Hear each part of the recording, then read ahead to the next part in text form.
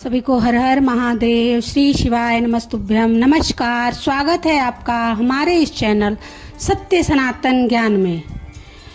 नवरात्रि में कुछ संकेत मिले तो समझ जाना माता रानी आपके घर आ चुकी है। नमस्कार दोस्तों, आप सभी का हार्दिक स्वागत है। प्रिय भक्तों, शारदीय नवरात्रि में अगर आपको यह संकेत मिलता है जब माँ आपके घर में बैठी हो, आप पर कृपा बरसाने वाली हो, ऐसा माना जाता है कि 9 दिनों तक चलने वाले शारदीय नवरात्रि के दौरान व्यक्ति मानसिक और शारीरिक रूप से मजबूत होता है।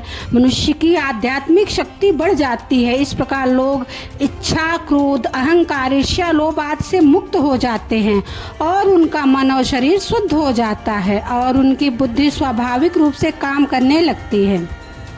भक्तों, जब माता रानी आपके साथ में होती है तो माँ कुछ संकेत देती है अपने होने का, जिससे आप पता लगा सकते हो कि माता रानी आपकी पूजा पाठ से प्रसन्न है कि नहीं।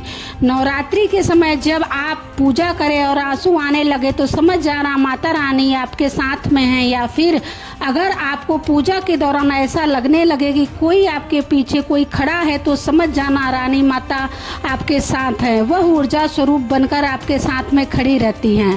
दूसरा संकेत है कि अगर जुगनू टिमटिमाते हुए आपके कपड़े या फिर शरीर में चिपक जाएं तो समझ जाना माता रानी आपके साथ में है, क्योंकि दोस्तों जुगनू को जोगिन कहा जाता है और यह माता रानी की परम सेविका है। जहां हर पर माता रानी की शक्तियाँ होती हैं वहाँ पर जाकर वे स्वतः ही चिपक जाते हैं।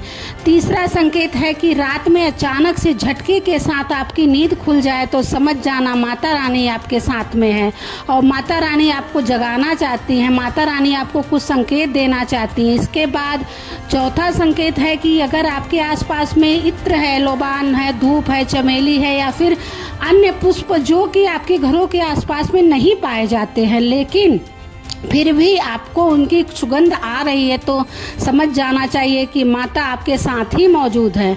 नवरात्रि में अगर सपने में आपको छोटी कन्या दिख जाए तो फिर लाल वस्त्र दिख जाए, लाल कलर का झंडा दिख जाए तो समझ जाना चाहिए कि माता रानी आपके साथ में है। इसी के साथ अगर ज्योत बत्ती जलाते समय अगर एक खास आकार ज्योत बनने लगे तो समझ जाना माता रानी आपके साथ हैं। माँ दुर्गा चैतन्य होती है, इसलिए इन दिनों में की गई सच्ची भक्ति का परिणाम माता दुर्गा हमें तुरंत दिखा देती हैं और इस समय गलत कर्म करने से चैतन्य होने के कारण माता रानी अगर बुरा काम करो तो बुरा परिणाम भी तत्काल ही दिखाती है, दंडित भी करती हैं। नवरात्रि के पूरे 9 दिन हमें पूर्ण रूप से सात्विक विचार से रहना चाहिए। हमें 9 दिनों तक कपट, छल और द्वेष आदि का परित्याग कर देना चाहिए। माँ दुर्गा जिस घर में आती है उस घर को तीर्थों से भी ज़्यादा पवित्र और शुद्ध कर देती है। वहाँ रहने वाले सभी लोग की बुद्धि भक्तिमय हो जाती है और घर एकदम शांत हो जाता है। जिस घर में नवरात्रि में मधुमक्खी आती है तो समझ जाना उस घर में माता रानी आ चुकी हैं, क्योंकि जो मधुमक्खी है यह माँ दुर्गा के ही स्वरूप कहे गए हैं और यह अपने पूर्ण स्वरूप के दर्शन के लिए अर्थात नौ दुर्गा के दर्शन के लिए सेविका बन करके आती हैं। तो समझ जाना आपके घर में माँ दुर्गा आ चुकी हैं।